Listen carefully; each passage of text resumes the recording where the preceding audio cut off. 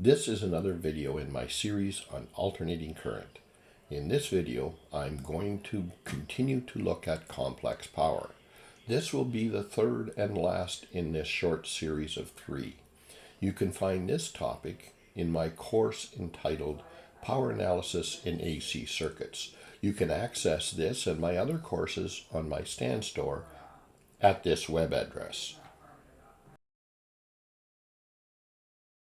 Before proceeding though, I want to remind you of 𝐃𝐈𝐒𝐂𝐋𝐀 sale that is only running from July 16th to July 17th, which they call their Prime Day Big Deals. You can check out this sale immediately at this web address. Let's assume that we're going to reduce the reactance portion of this series circuit from what it is now to make it 0. And if we did that, then the apparent power would equal the real power. In other words, S would equal P. And now the voltage of the source will equal the voltage drop across the resistor, V subscript R. And the current, of course, is still I subscript R or I in the circuit because it's still a series circuit, even though there's only one impedance element. And that impedance is now given by R, which is the resistance of the resistor.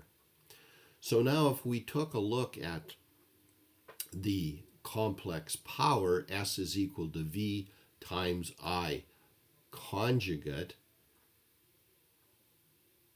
the S now can be replaced by P. The V can be replaced by V subscript R because they are equal. And the I conjugate, which is equal to I subscript R, can replace the I conjugate of the complex power equation. So if we have only a resistive element, then the real power, or the P, can be found by taking the voltage times the complex conjugate of the current. Also, the next equation that we had for complex power can now be rewritten such that P will be equal to the magnitude of the current, which is through the resistor, which is squared times the resistance, which is the total impedance of the circuit now. And the V magnitude squared all over the complex conjugate of Z now becomes V subscript R squared all over the resistance conjugate, and that is equal to the real power P, which is also the complex power S of the circuit.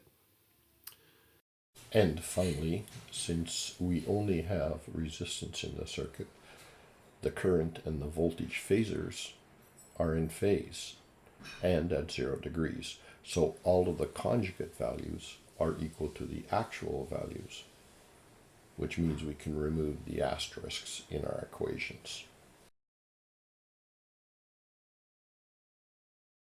This video is part of my electrical technical information series. Be sure and stay tuned, as I will also from time to time be reviewing electrical products that in my opinion are worthy of paying attention to. This address will give you access to the supplier of aforementioned products, and it is also the connection to obtain a free copy of my 50-page electrical power crib sheets.